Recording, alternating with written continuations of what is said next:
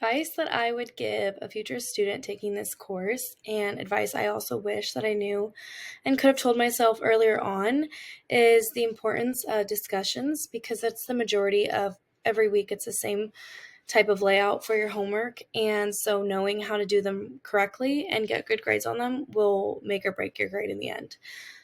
Specifically, I think that it's obvious to say don't procrastinate, make sure you don't miss them, like always do them when they're due.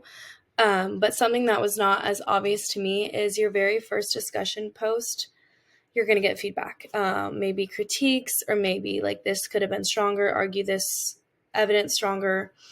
Um, all of that stuff really take and analyze and use for your next ones because you're going to get the idea of how he grades and what is needed to do well on these discussions right away. And so if you get that feedback, like use it, don't just read right over it, because you'll keep making that same mistakes. And a lot of us have writing habits and kind of a nature to how we write and argue a thesis.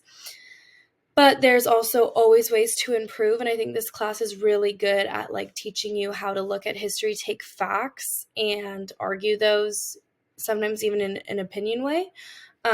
So I think that looking at that feedback, like I said, and making sure you read through it and then applying it for the future assignments will save your grade in this class.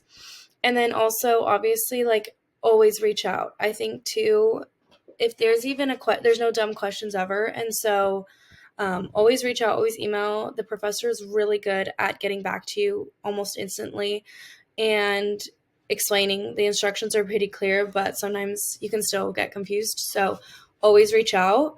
Yeah, just read the syllabus, know what's coming, know how to prep, and stay on top of it. Don't slack. I think that those are the best advice, pieces of advice I could give a student, especially I wish I knew how important it is to strongly argue your thesis in your discussions. You can't just word vomit. So make sure you try your best with those. And yeah,